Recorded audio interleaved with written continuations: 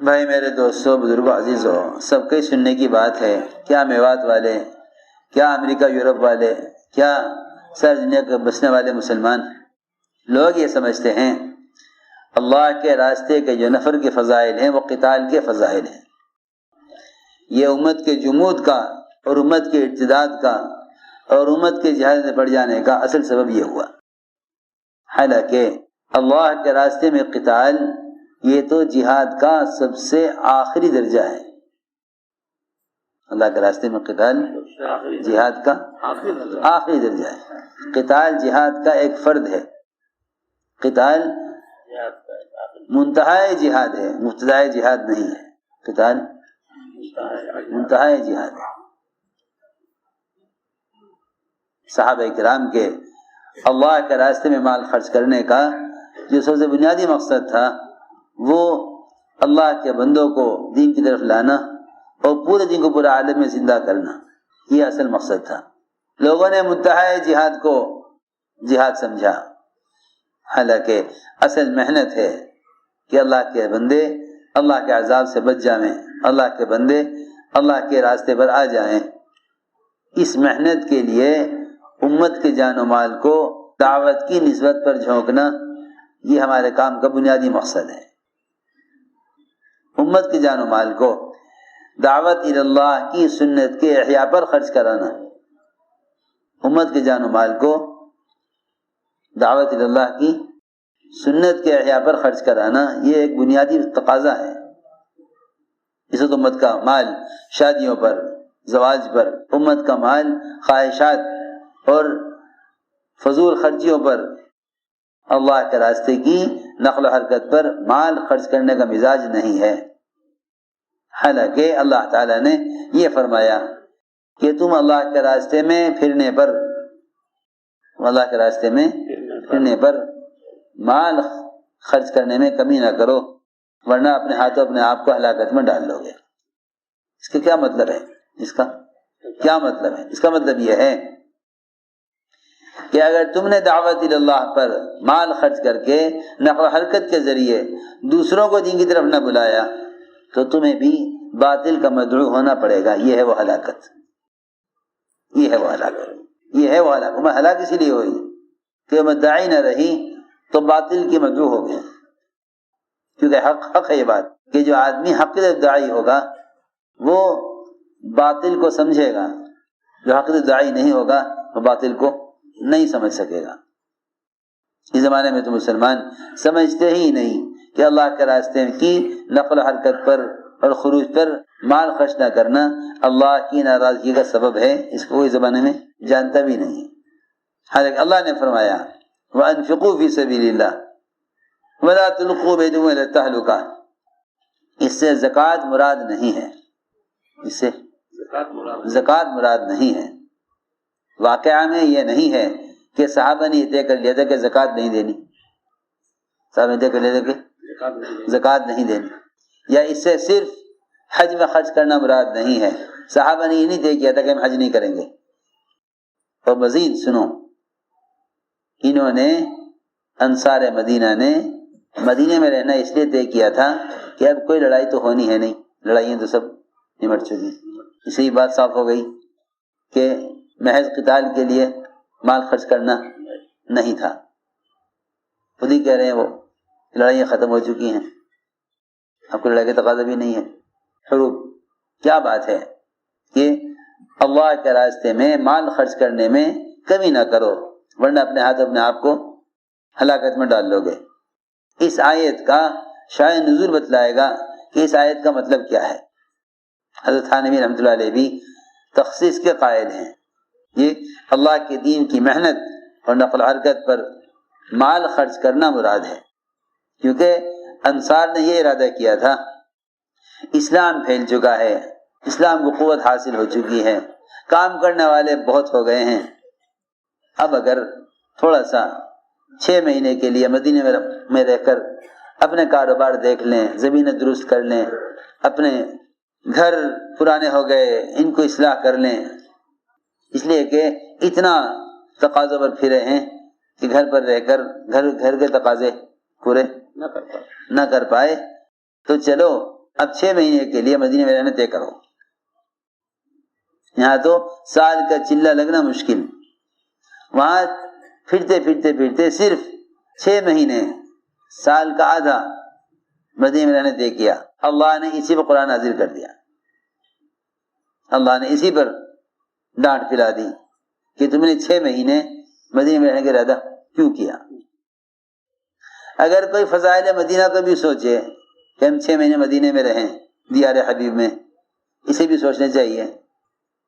وہاں تو آپ کی صحبت میں 6 مہینے رہنے پر بھی یہ آیت نازل ہو گئی، آپ کی صحبت میں رہنے پر بھی کہ بھئی مدینے میں رہیں گے، آپ کے پاس رہیں گے 6 مہینے، کاروبار، زمین، اپنے گھریلو تقاضے پورے کر لیں گے، پھر 6 مہینے کے بعد جہاں چاہیں بھیج دیں.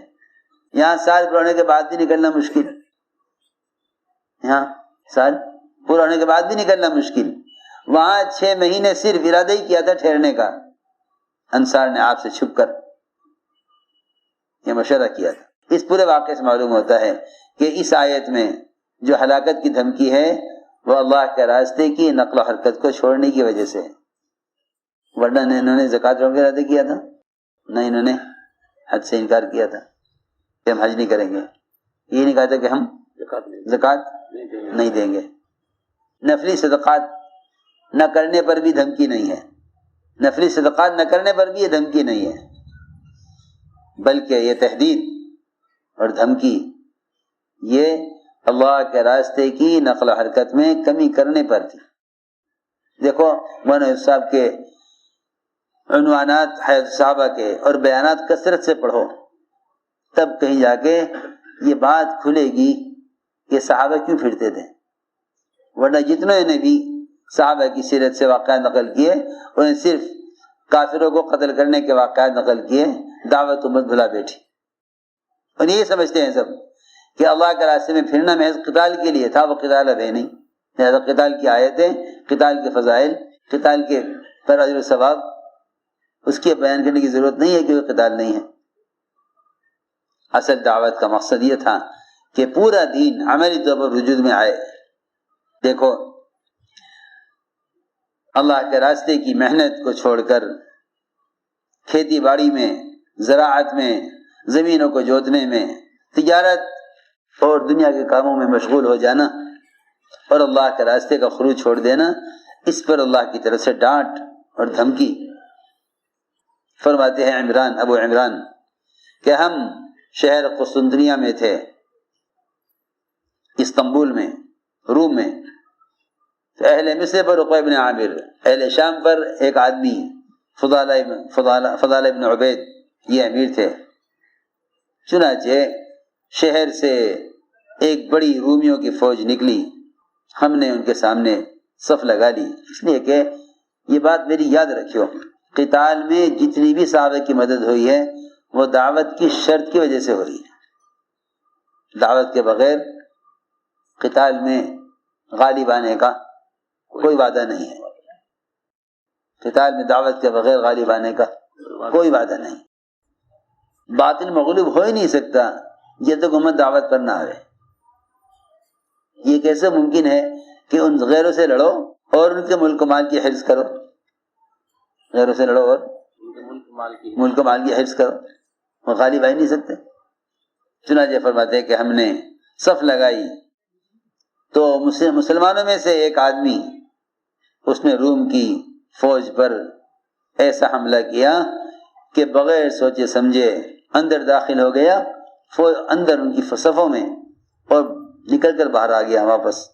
لوگ چیخ اٹھے، لوگوں نے کہا سبحان اللہ سبحان اللہ، دیکھو اس نے اپنے آپ کو ہلاکت میں ڈال لیا، یہ اکیلا روم کی فوج میں داخل ہو گیا.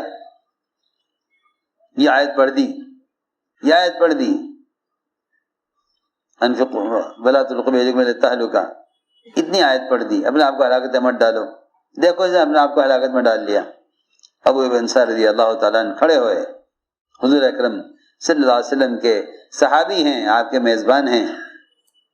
عرض کیا، فرمایا اے لوگو تم اس آیت کی تفسیر غلط کرتے ہو، تم اس آیت کی تفسیر غلط کرتے ہو. اللہ جزائے خیر دے انصار کو اللہ کے دین کو قائم کرنے میں ایسی مدد کی اور ایسی بات کہہ گئے کہ قیامت تک آنے والی امت کو بتا دیا کہ اس آیت کی تفسیر تم سب غلط کرتے ہو، بعد والوں کو بھی سبق پڑھا دیا، تم اس آیت کی تفسیر غلط کرتے ہو۔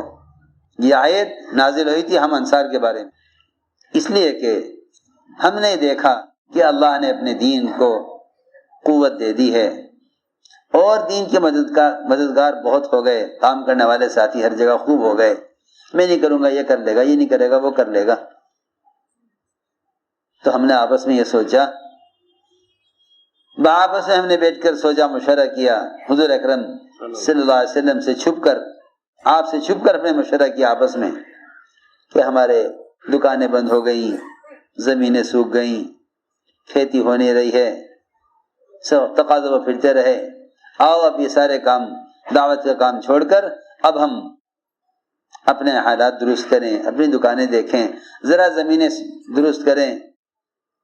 ابھی ہم نے ارادہ کیا ہی تھا کہ اللہ تعالی نے ہمارا سارا مشورہ بتا دیا حضور اکرم صلی اللہ علیہ وسلم کو وحی کے ذریعے، اور اللہ نے ہمارے اس ارادے کا صاف انکار کر دیا، اللہ نے ہماری بات کو پلٹ دیا۔ اللہ نے فرمایا وَأَنفِقُوا فِي سَبِيلِ اللَّهِ وَلَا تُلْقُوا بِأَيْدِيكُمْ إِلَى التَّهْلُكَةِ، اللہ کے راستے میں پھرنے پر، سنو غور سے جس طرح میں عرض کر رہا، اللہ کے راستے میں پھرنے پر مال خرچ کرنے میں کمی نہ کرو، ورنہ اپنے ہاتھوں اپنے آپ کو ہلاکت میں ڈالو گے۔ خود فرما رہے ہیں ہلاکت کیا ہے؟ ہلاکت کیا ہے؟ ہلاکت یہ تھی کہ ہم اپنے مدینے میں گھر والوں کے خاندان کے درمیان ٹھہر جاتے، یہ ہم نے ارادہ کیا تھا کہ ہم مدینے میں ٹھہر جاتے اور اپنی تجارت اور زراعت اور زمین کو اصلاح میں مشغول ہو جاتے، حالانکہ اللہ تعالیٰ نے اس کا حکم دیا تھا کہ ہم اللہ کے دین کی محنت کریں۔ چنانچہ اس آیت کی وجہ سے ابو بن سعد رضی اللہ تعالیٰ عنہ برابر اللہ کے راستے میں کی محنت کرتے رہے، غزوہ کرتے رہے، یہاں تک کہ اسی میں ان کی وفات ہوئی۔